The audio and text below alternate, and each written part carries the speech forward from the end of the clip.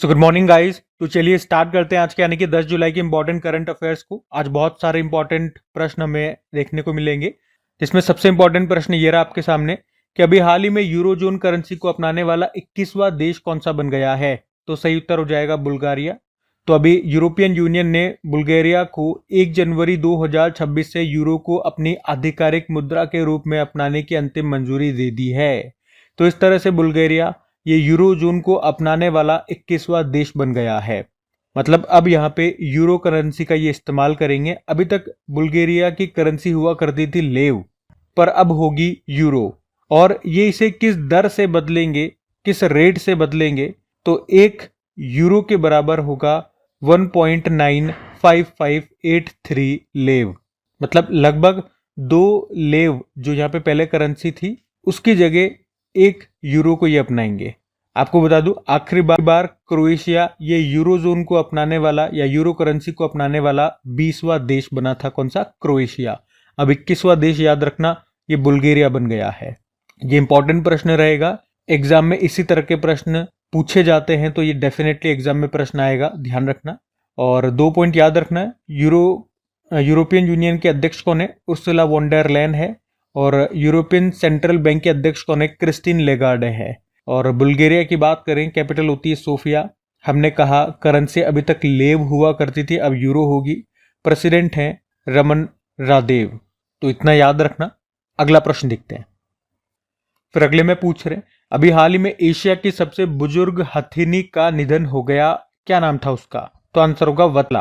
तो एशिया की सबसे उम्र दराज हथिनी थी वत्सला, जिसका भी मध्य प्रदेश के पन्ना टाइगर रिजर्व में निधन हो गया। उसकी उम्र 100 वर्ष से अधिक थी। और ये किसी भी एशियाई हाथी के लिए एक दुर्लभ और असाधारण जीवन काल है। मतलब इतना लंबा जीवन जीने की हम बात कर रहे हैं। तो इस तरह से एशिया की सबसे बुजुर्ग हथिनी थी जिसका भी निधन हो गया, वत्सला उसका नाम था, याद रखना। कहाँ पे निधन हुआ मैंने आपको बताया, मध्य प्रदेश के पन्ना टाइगर रिजर्व में।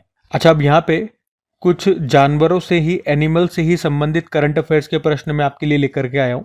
पहले तो 2-3 दिवस आप याद रखना। एक तो विश्व पशु चिकित्सा दिवस होता है जो कि अप्रैल के लास्ट सैटरडे को होता है। कृषि पशुओं के लिए विश्व दिवस होता है 2 अक्टूबर को। और विश्व पशु कल्याण दिवस ये 4 अक्टूबर को होता है। जंगली जानवरों को कानूनी अधिकार देने वाला पहला देश बना था इक्वाडोर। और वर्ल्ड बैंक ने अफ्रीका के काले गेंडों के लिए पहला वन्यजीव संरक्षण बॉन्ड जारी किया था। एशिया किंग गिद्धों के लिए विश्व का पहला संरक्षण और प्रजनन केंद्र ये आपको मिलेगा गोरखपुर में। मुख्यमंत्री मंगला पशु बीमा योजना राजस्थान ने शुरू किया था। प्रधानमंत्री नरेंद्र मोदी ने दुनिया के सबसे बड़े वन्यजीव बचाव, संरक्षण और पुनर्वास केंद्र का उद्घाटन किया था, जिसका नाम है वनतारा। कहाँ पर? गुजरात के जामनगर में। पहली डॉल्फिन गणना के अनुसार सर्वाधिक डॉल्फिन की संख्या वाला राज्य ये उत्तर प्रदेश है। देश में कुल कितनी डॉल्फिन है? तो 6327 है, जिसमें सबसे ज्यादा उत्तर प्रदेश में बताई गई। और हमारे पशुपालन मंत्री कौन है? मत्स्य पालन, पशुपालन और डेयरी मंत्री हैं राजीव रंजन सिंह। तो ध्यान रखना। ये अगला प्रश्न देखते हैं। फिर अगले में पूछ रहे, हाल ही में प्रधानमंत्री नरेंद्र मोदी को किस देश के सर्वोच्च सम्मान, जिसको कहेंगे Grand Collar of the National Order of the Southern Cross, से सम्मानित किया गया? तो आंसर होगा ब्राजील। तो अभी प्रधानमंत्री नरेंद्र मोदी आपको पता है 5 देशों की यात्रा पर थे 2 से लेकर 9 जुलाई तक। कौन कौन से 5 देश? Ghana, Trinidad and Tobago, Argentina, Brazil और नामीबिया। तो जब वे ब्राजील गए तो एक तो उन्होंने वहां पे जो अभी 18वां ब्रिक्स समिट हुआ था उसमें हिस्सा लिया। और ब्राजील के जो प्रेसिडेंट है लुला दा सिल्वा, उन्होंने ब्राजील की कैपिटल ब्राजीलिया में अपने सर्वोच्च नागरिक पुरस्कार से उनको सम्मानित किया, जिसको कहते हैं the Grand Collar of the National Order of the Southern Cross. आपको बता दो, प्रधानमंत्री नरेंद्र मोदी ब्राजील की यात्रा करने वाले तीसरे भारतीय प्रधानमंत्री हैं। उनसे पहले इंदिरा गांधी गई थी ब्राजील 1968 में। डॉक्टर मनमोहन सिंह वो ब्राजील गए थे, 3 बार जा चुके हैं, 2006, 2010 और 2012 में। वैसे मोदी जी भी कम बार नहीं गए, ये उनकी चौथी ब्राजील में यात्रा थी। उससे पहले 2014 में गए, 2019 में गए, 2024 में गए और अब 2025 में गए। और अभी जब वो गए तो उन्होंने मतलब प्रधानमंत्री नरेंद्र मोदी ने 2030 तक ब्राजील के साथ 20 अरब डॉलर के व्यापार का लक्ष्य भी रखा है। अब मोदी जी को अभी कौन कौन से सम्मान मिले हैं मैं आपको कई बार रिवाइज करा चुका हूँ, ऐसा नहीं फिर रिवाइज नहीं कराऊंगा, फिर से रिवाइज कराऊंगा, लेकिन उससे पहले मैं आपको ब्राजील लेकर के चलता हूँ। ये रहा मैप में ब्राजील, साउथ अमेरिकी कॉन्टिनेंट का सबसे बड़ा देश हो गया ये, और कैपिटल इसकी ब्राजीलिया होती है, करेंसी है ब्राजीलियन रियल, प्रेसिडेंट है लूला दा सिल्वा। अच्छा याद रखना वहां पे राष्ट्रपति कार्यालय और निवास को क्या कहा जाता है, अल्वोराडा पैलेस कहा जाता है। उसके अलावा अभी तक जो दुनिया की सबसे उम्र दराज इंसान थी जिनका निधन हो गया अभी, उनका नाम इनाहा कैनाबारो लुकस है, वो ब्राजील से थी। चलो आप मुझे बताओ अब इनके बाद दुनिया की सबसे उम्र दराज महिला कौन बन गई है या व्यक्ति कौन बन गई है। इसके अलावा पिछले साल G20 को होस्ट किया था ब्राजील ने और 2025 में ब्रिक्स समिट को 17वें नंबर की ब्रिक्स समिट को होस्ट कर रहा है ब्राजील। इस साल COP30 का भी आयोजन ये ब्राजील में ही होगा। कॉफी के बागानों को फेजेंडा कहा जाता है, यहाँ पे घास के मैदानों को कैंपस घास के मैदान कहा जाता है। सेंटोस बंदरगाह कॉफी पोर्ट ये आपको यहीं पर मिलेगा। और 1992 में पहला पृथ्वी सम्मेलन ये रियो डी जेनेरियो ब्राजील में हुआ था। 2027 में वुमेन्स फुटबॉल वर्ल्ड कप ये ब्राजील में ही होंगे। ओपेक प्लस समूह का नया सदस्य बना था ब्राजील। न्यू डेवलपमेंट बैंक की हेड दिल्मा रूसेफ हैं, ब्राजील से हैं। और यूनेस्को ने 2025 के लिए रियो डी जेनेरियो ब्राजील को विश्व पुस्तक राजधानी के रूप में चुना था। दुनिया की सबसे उम्र दराज महिला का निधन हो गया, ये मैंने आपको बता ही दिया। वर्ल्ड फूड प्राइज 2025 जीता था मारियांगेला हुंगरिया ने, वो ब्राजील से है। इफ्को ने किस देश में पहला विदेशी नैनो उर्वरक संयंत्र स्थापित किया, तो आंसर होगा ब्राजील। तो इन सब कारण से ब्राजील न्यूज में था। अभी मोदी जी को जो पुरस्कार मिले हैं एक बार मैं आपको वो भी रिवाइज करा दूं। देखो फिर एक तो याद रखना, इससे पहले जब वो अर्जेंटीना गए थे तो अर्जेंटीना में की टू द सिटी पुरस्कार से उनको सम्मानित किया गया था, उसके कैपिटल ब्यूनस आयर्स में। और उससे पहले जब वो त्रिनिदाद एंड टोबैगो गए थे तो वहां का सर्वोच्च सम्मान मिला था जिसको कहते हैं the order of the Republic of Trinidad and Tobago. उससे पहले जब वो घाना देश गए थे तो वहां का सर्वोच्च नागरिक सम्मान मिला था जिसको कहते हैं officer of the order of the star. और अभी जैन समाज ने प्रधानमंत्री नरेंद्र मोदी को धर्म चक्रवर्ती सम्मान से नवाजा था। और साइप्रस देश अभी गए थे तो वहां का भी सर्वोच्च नागरिक सम्मान मिला था जिसको कहते हैं grand cross of the order of Makarios third. कुछ और पुरस्कार देखो, 2025 वाले रिवाइज करवा देता हूं मैं आपको। जब वो श्रीलंका गए थे वहां का सर्वोच्च सम्मान मित्र विभूषण मिला। मॉरिशस गए तो उसने order of the star and की ऑफ द इंडियन ओशन दिया। बारबाडोस ने order of freedom of Barbados दिया। तो ये सारे 2025 में जो उनको जिन देशों ने पुरस्कार दिए वो मैंने आपको रिवाइज करा दी। बाकी 2024 2023 के भी लिखे हुए आप देख सकते हो चाहो तो। 2025 के मैंने आपको रिवाइज करवा दिए, ध्यान में रखना। अगला प्रश्न फिर अगले में पूछ रहे हैं अभी हाल ही में किस राज्य ने मुख्यमंत्री सेहत योजना शुरू की, तो आंसर होगा पंजाब। तो अभी पंजाब सरकार ने मुख्यमंत्री सेहत योजना की घोषणा की है। तो इस योजना के तहत राज्य के प्रत्येक परिवार को हर साल 10 लाख रुपए का निःशुल्क स्वास्थ्य बीमा दिया जाएगा। यह योजना पंजाब के सभी परिवारों को उनकी इनकम या निवास स्थान की परवाह किए बिना ये योजना उनको कवर करेगी। मतलब ऐसा नहीं होगा किसी की इनकम इससे ज्यादा है या इससे कम है तो उन्हीं को इसका फायदा मिलेगा, ऐसा कुछ भी नहीं है। चाहे कितनी भी इनकम हो चाहे नहीं हो, सबको इसका फायदा मिलने वाला है। इसमें लाभार्थियों को सेहत कार्ड दिए जाएंगे और सरकारी अस्पतालों में और सूचीबद्ध जो भी लिस्टेड जो प्राइवेट हॉस्पिटल्स होंगे वहां पे निःशुल्क और कैशलेस उपचार दिया जाएगा।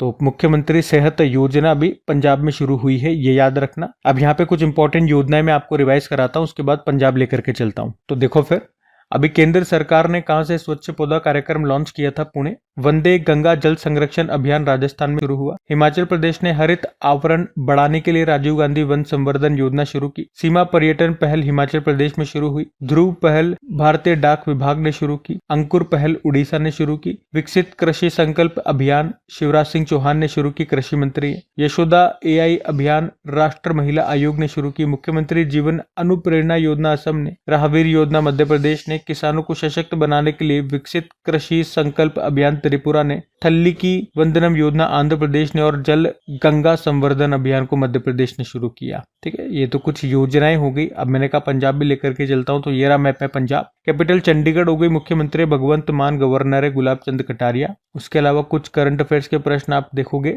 तो तेगबीर सिंह 5 वर्ष इनकी आयु है। माउंट किलिमंजारो जो कि अफ्रीका महाद्वीप का सबसे ऊंचा पर्वत चोटी है, जो आपको किस देश में मिलेगा, तंजानिया में। तो इसको फतेह करने वाले सबसे कम उम्र के एशियाई बने थे ये। आरंभ योजना या आरंभ कार्यक्रम यहाँ पे शुरू हुआ था बच्चों की शिक्षा को बढ़ावा देने के लिए। मिशन निश्चय अभियान यहाँ पे लॉन्च हुआ था पंजाब को नशा मुक्त बनाने के लिए। भारत का पहला चिकित्सा संस्थागत संग्रहालय आपको मिलेगा चंडीगढ़ में। 14वीं hockey India junior men's national championship 2024 हुई थी पंजाब में, जिसको पंजाब ने जीता था, यूपी को हराया था। 100% नल के पानी के कनेक्शन के साथ भारत का 5वां हर घर जल राज्य बना था पंजाब। दुर्घटना हॉट स्पॉट को मैप करने वाला पहला राज्य पंजाब है। मात्र मृत्यु दर को कम करने के लिए सर्जन मोबाइल ऐप को किसने लॉन्च किया था? पंजाब ने ही। शी कोहोर्ट 3.0 को लॉन्च किया था पंजाब ने, जिसका उद्देश्य है पंजाब में वुमेन्स स्टार्टअप इकोसिस्टम को बढ़ावा देना। पंजाब सरकार ने महिलाओं और बच्चों को हिंसा से बचाने के लिए प्रोजेक्ट हिफाजत शुरू किया। होला मोहल्ला त्योहार यहाँ पे मनाया गया। सांकेतिक भाषा में कार्यवाही प्रसारित करने वाला भारत की पहली विधानसभा ये बनी थी पंजाब। और पंजाब सरकार ये किस वन्य जीव अभ्यारण्य में राज्य की पहली तेंदुआ सफारी स्थापित करेगा? तो आंसर होगा झज्जर।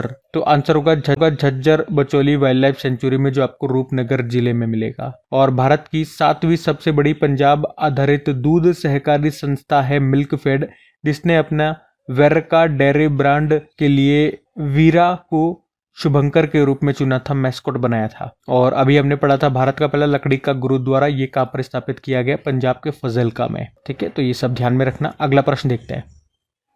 फिर अगले में पूछ रहे हैं एशिया का सबसे बड़ा जंगल सफारी ये किस राज्य में स्थापित किया जाएगा?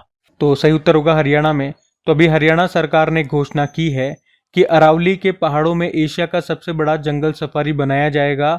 ये सफारी लगभग 10,000 एकड़ में फैला होगा और इसका मकसद होगा जंगलों और जानवरों की विविधता को बचाए रखना और इको टूरिज्म को बढ़ावा देना।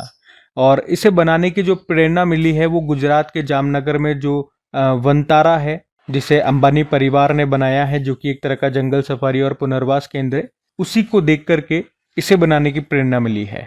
अच्छा, इसी से संबंधित कुछ प्रश्न मैं आपको रिवाइज करा रहा हूँ, ध्यान से देखना। अगर पूछे भारत का अभी नवीनतम 107वां नेशनल पार्क कौन सा बना था? सिमलीपाल नेशनल पार्क, ये आपको मिलेगा उड़ीसा में। और भारत का सबसे बड़ा टाइगर रिजर्व ये नागार्जुन सागर श्रीशैलम टाइगर रिजर्व है, जो आंध्र प्रदेश और तेलंगाना में है। भारत का सबसे बड़ा national park Hemis national park है, लद्दाख में मिलेगा। और सबसे ऊंचाई पर और सबसे बड़ा ये दोनों यही है, हेमिस नेशनल पार्क। भारत का एकमात्र 13वां national park Keibul Lamjao national park है, जो आपको मिलेगा मणिपुर में। और किस झील पर है? लोकटक झील पे। भारत का पहला नेशनल पार्क कौन सा है? तो जिम कॉर्बेट नेशनल पार्क है, ये आपको मिलेगा उत्तराखंड में, जिसे अभी रामगंगा नेशनल पार्क कहते हैं और शुरुआत में हेली नेशनल पार्क के नाम से जानते थे। इसके अलावा अगर पूछे अभी देश की या भारत की पहली नाइट सफारी ये कहाँ पर शुरू होगी? लखनऊ के कुकरेन वन क्षेत्र में। भारत का पहला डार्क स्काई पार्क ये बनेगा पेंच टाइगर रिजर्व में। भारत का पहला डार्क नाइट स्काई रिजर्व ये बनेगा लद्दाख में। देश का पहला नाइट स्ट्रीट रेसिंग सर्किट कहाँ पे लॉन्च किया गया था? चेन्नई में। नदियों में नाइट नेविगेशन मोबाइल ऐप को लॉन्च करने वाला पहला राज्य असम है। डेनमार्क के नाइट क्रॉस अवार्ड से अभी किसे सम्मानित किया गया था? विजय शंकर को, 2025 की बात है। और पंजाब सरकार ये किस वन्यजीव अभ्यारण्य में राज्य की पहली तेंदुआ सफारी स्थापित करेगा? Jhajjar Bachauli wild life sanctuary, जो आपको मिलेगा रूपनगर जिले में। ठीक है, तो इसी से संबंधित ये मिलते जुलते प्रश्न मैंने आपको रिवाइज कराए, ध्यान में रखना। अगला प्रश्न देखते हैं। फिर अगले में पूछ रहे कि अभी हाल ही में यूपीआई को अपनाने वाला पहला कैरेबियाई देश ये कौन सा बन गया है? तो आंसर होगा त्रिनिदाद एंड टोबैगो। तो त्रिनिदाद एंड टोबैगो ये यूपीआई यूनिफाइड पेमेंट इंटरफेस को अपनाने वाला पहला कैरेबियाई देश बन गया है। तो अब भारतीय यात्री वहां पर भीम एप्लीकेशन से सीधे डिजिटल भुगतान कर सकते हैं। अभी जब प्रधानमंत्री Narendra Modi Trinidad and Tobago गए थे तो वहीं पर डिजिटल सहयोग को बढ़ावा देने के लिए उन्होंने ये समझौता किया था। यूपीआई यानी कि यूनिफाइड पेमेंट इंटरफेस ये एक डिजिटल पेमेंट सिस्टम है जिसे एनपीसीआई ने 2016 में शुरू किया था। तो यूपीआई से आप 24/7 रियल टाइम में पैसे भेज सकते हो और प्राप्त भी कर सकते हो। वैसे एनपीसीआई की शुरुआत होती है, स्थापना होती है 2008 में। अब बात यहाँ पे त्रिनिदाद एंड टोबैगो देश की हो रही है तो वहां ले चलूंगा, लेकिन उससे पहले यूपीआई से संबंधित कुछ और प्रश्न देख लो जो आपके एग्जाम में मतलब करंट अफेयर्स में बने हुए थे। जैसे कि यूपीआई सिस्टम अपनाने वाला पहला देश नेपाल है। यूपीआई को अपनाने वाला पहला यूरोपीय देश ये फ्रांस है। अच्छा, नेपाल के केस में इसको ऐसे हम कहेंगे कि यूपीआई सिस्टम को अपनाने वाला पहला विदेशी देश। ठीक है, क्योंकि यूपीआई तो हमारा ही है तो सबसे पहले देश तो हम ही है, लेकिन पहला विदेशी देश नेपाल हो गया। और पहला यूरोपीय देश फ्रांस हो गया। और भारत का पहला यूपीआई एटीएम ये लॉन्च किया था हिताची पेमेंट सर्विसेज ने। यूपीआई पर क्रेडिट कार्ड को सपोर्ट करने वाला भारत का पहला ऐप बना था मोबीक्विक। और यूपीआई लाइट फीचर लॉन्च करने वाला पहला बैंक था पेटीएम पेमेंट बैंक, जो अभी बंद हो चुका है। फिनटेक कंपनी है स्लाइस, और इसने भारत की पहली यूपीआई संचालित बैंक ब्रांच ये कहाँ पर लॉन्च की है? तो आंसर होगा बेंगलुरु में। अब बात कौन से देश की हो रही थी? Trinidad and Tobago. तो ये रहा मैप में त्रिनिदाद एंड टोबैगो, जिसकी कैपिटल पोर्ट ऑफ स्पेन होती है। करेंसी है Trinidad and Tobago dollar. President हैं क्रिस्टिन कंगालू, और नए प्रधानमंत्री बने कमला प्रसाद बिसेसर। याद रखना, इस साल 2025 में ही जो अप्रवासी भारतीय दिवस हमने मनाया था, कहाँ पर? भुवनेश्वर में। उसमें चीफ गेस्ट यही थी क्रिस्टिन कंगालू। और अभी हमने पढ़ा यूपीआई अपनाने वाला पहला कैरेबियन देश बन गया है ये। और मोदी जी को भी त्रिनिदाद एंड टोबैगो का सर्वोच्च सम्मान मिला था, हमने पढ़ा भी था, the order of the Republic of Trinidad and Tobago. तो ये सब ध्यान में रखना। अगला प्रश्न देखते हैं। फिर अगले में पूछ रहे हैं कि अभी हाल ही में केरल का पहला स्किन बैंक ये कहाँ पर खुला है? तो आंसर होगा तिरुवनंतपुरम, जो इसकी कैपिटल है वहां पर। तो केरल का पहला स्किन बैंक ये तिरुवनंतपुरम सरकारी मेडिकल कॉलेज अस्पताल में शुरू हो रहा है। अभी 15 जुलाई 2025 से ही शुरू हो रहा है। और ये उद्घाटन विश्व प्लास्टिक सर्जरी दिवस के मौके पर होगा, जो हम मनाएंगे 15 जुलाई को। इसको बनाने में लागत आ रही है 6.75 करोड़ रुपीस। उद्देश्य है झुलसे हुए मरीजों के लिए दान की गई त्वचा को संरक्षित कर उपचार में उपयोग करना। इससे न केवल दर्द और संक्रमण का खतरा कम होगा, बल्कि उपचार की प्रक्रिया भी तेज होगी। और ये गंभीर रूप से झुलसे हुए मरीजों के लिए अस्थायी बायोलॉजिकल ड्रेसिंग का कार्य करती है। और आपको बता दूं, वैसे भारत का पहला स्किन बैंक ये 1978 में स्थापित हुआ था मुंबई में। और अभी ये जो है ये केरल का पहला है। कहाँ पर? तिरुवनंतपुरम में। अच्छा, बात यहाँ पे केरल की है, तो ये रहा मैप में केरल। कैपिटल तिरुवनंतपुरम हो गई है। मुख्यमंत्री पिनाराई विजयन, गवर्नर है राजेंद्र विश्वनाथ अर्लेकर। यहाँ का राजकीय पशु हाथी हो गया। पक्षी है ग्रेट हॉर्नबिल। पुष्प है कोन्निकोना। वृक्ष है नारियल का फल है कटहल।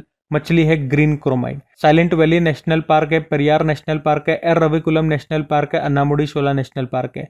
इडुक्की डैम यहीं पर है, पेरियार नदी पर। और यहाँ के क्लासिकल डांसेस की बात करें तो कथकली है, मोहिनीअट्टम है। क्लासिकल लैंग्वेज मलयालम हो गई। कुछ फेस्टिवल्स हैं जैसे कि ओणम हो गया, त्रिशूरपुरम हो गया, अट्टुकल पोंगल हो गया, मकर विलक्कू हो गया, विश्व उत्सव हो गया, पहला अंतर्राष्ट्रीय समुद्र तट महोत्सव हो गया। उसके अलावा एक बार एग्जाम में पूछा गया था केरल का कौन सा त्योहार नए साल का प्रतीक है? विश्व उत्सव। केरल के समुद्री तट को मलाबार तट कहते हैं, और तमिलनाडु के समुद्री तट को कोरोमंडल तट कहते हैं। केरल को मसालों का बाग भी कहा जाता है। और सबरीमाला टेम्पल ये आपको मिलेगी केरल में। बाकी कुछ करंट अफेयर्स के प्रश्न और भी हैं केरल से, जैसे कि अभी 78 नंबर की संतोष ट्रॉफी हुई थी 2024-25 वाली, उसको पश्चिम बंगाल ने जीता था, केरल को हराया था। केंद्र सरकार ने केरल के वायनाड में हुए भूस्खलन त्रासदी को गंभीर प्राकृतिक आपदा घोषित किया था। ये सारे 2025 के प्रश्न हैं। पश्चिमी घाट की सबसे ऊंची चोटी अन्नामुडी है, केरल में मिलेगी। और केंद्रीय नारियल अनुसंधान संस्थान सेंट्रल कोकोनट रिसर्च इंस्टीट्यूट ये कहाँ पर है? केरल में। कवचम ये लॉन्च किया था केरल में। और गो समृद्धि मवेशी बीमा योजना यहीं की है। अट्टुकल पोंगल महोत्सव केरल में होता है, 10 दिनों तक चलता है, जबकि पोंगल उत्सव तमिलनाडु में होता है, वो 4 दिनों तक चलता है। वरिष्ठ नागरिक आयोग स्थापित करने वाला पहला भारतीय राज्य केरल। ऑनलाइन स्थायी लोक अदालत सेवा शुरू करने वाला भारत का पहला राज्य केरल। भारत में एंजियोप्लास्टी के जनक डॉक्टर मैथ्यू सैमुअल का निधन होकर केरल से थे। केरल में देश के पहले गहरे पानी वाले ट्रांसशिपमेंट पोर्ट विजिंगम पोर्ट का उद्घाटन किया गया था भी। और WHO वर्ल्ड हेल्थ ऑर्गेनाइजेशन ने आयु अनुकूल शहर के रूप में मान्यता दी थी केरल के कोझिकोड को। यूनेस्को ने कोझिकोड को भारत का पहला साहित्य का शहर घोषित किया था। और मसाला अनुसंधान संस्थान ये आपको मिलेगा केरल के कोझिकोड में। तो इन सब कारण से अभी केरल न्यूज में था। बिल्कुल लेटेस्ट वाले प्रश्न मैंने आपको रिवाइज कराया, ध्यान में रखना। अगला प्रश्न देखते हैं। फिर अगले में पूछ रहे हैं, अभी हाल ही में दानस नामक चक्रवात ने किस देश को प्रभावित किया? तो आंसर होगा ताइवान। तो ट्रॉपिकल टाइफून है दानस, जो कि अभी साउथ चाइना सी में बना था, और इसने फिलीपींस और ताइना को प्रभावित किया। इसे फिलीपींस में टाइफून बिसिंग नाम दिया गया। तो सिंपल सा आप याद रखो, ताइवान में जो भी तूफान आया उसको क्या नाम दिया गया? दानस। और इसी तरह से 2025 में, इससे पहले अभी एक ही तूफान हमने पढ़ा था अल्फ्रेड, जो ऑस्ट्रेलिया में आया था। उससे पहले 2024 वाले में आपको कुछ इंपॉर्टेंट साइक्लोन्स अगर रिवाइज करवाऊं तो शानशान चक्रवात जापान में आया था। एम्फिल भी जापान में आया था। अल्वारो मेडागास्कर में, ये 2024 का पहला था। रेमल बंगाल की खाड़ी में आया था, इसका नाम ओमान ने दिया था, इसका मतलब होता है रेत। असना अरब सागर में आया था। ये पाकिस्तान ने इसका नाम रखा था, जिसका मतलब होता है स्वीकार करना या प्रशंसा करने योग्य। सुपर साइक्लोन यागी इसने प्रभावित किया था चाइना और वियतनाम को, और यहाँ पे वियतनाम में मदद के लिए हमने ऑपरेशन सद्भाव भी शुरू किया था। हेलेन और मिल्टन ये अमेरिका में आया था, और दाना साइक्लोन ये बंगाल की खाड़ी में आया था, इसका नाम रखा था कतर ने। ठीक है, तो ध्यान रखना। ये अगला देखते हैं। फिर अगले में पूछ रहे 16वीं एशियाई शूटिंग चैंपियनशिप का आयोजन ये कहाँ पे किया जाएगा, तो आंसर होगा कजाकिस्तान में। तो एशियन शूटिंग चैंपियनशिप 2025 ये इसका 16वां संस्करण है। अभी 16 से लेकर 30 अगस्त तक होगा। कहाँ पे? कजाकिस्तान के शेमकेंट में। और इसमें भारतीय टीम को लीड करेगी मनु भाकर। ये एशिया के लिए शूटिंग कंपटीशन है जो कि हर 4 साल में होता है, और इसकी शुरुआत हुई थी 1967 में। आयोजन करता है एशियन शूटिंग कॉन्फेडरेशन। तो याद रखना 16वें नंबर का ये एशियाई शूटिंग चैंपियनशिप है जो कि कजाकिस्तान में होगा। अच्छा, अब इसी तरह से कुछ और टूर्नामेंट्स में आपको रिवाइज कराऊं जो कि होने वाले हैं।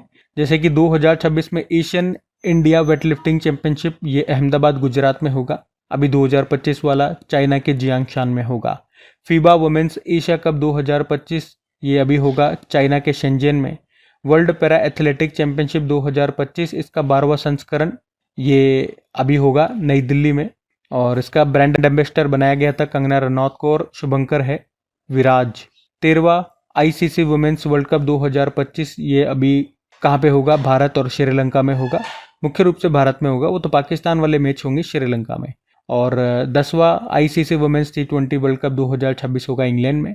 खेलो इंडिया यूनिवर्सिटी गेम्स 2025 का 5वां संस्करण राजस्थान में होगा। 23वें विश्व पुलिस और फायर गेम्स 2029 वाले ये भारत में होंगे। भारत में भी कहाँ? अहमदाबाद में। भारत पहली बार इसको होस्ट कर रहा है। और उससे पहले आप कह सकते हो जो 2027 में 22वां संस्करण है वो पर्थ ऑस्ट्रेलिया में होगा, और 2025 में जो 21वां संस्करण है वो बर्मिंघम अमेरिका में। खेलो इंडिया वाटर स्पोर्ट्स फेस्टिवल का पहला एडिशन होगा, पहली बार होंगे ये। कहाँ पे होंगे? श्रीनगर की डल झील में। ठीक है, तो ये सभी टूर्नामेंट्स भी ध्यान में रखना। अगला प्रश्न देखते हैं।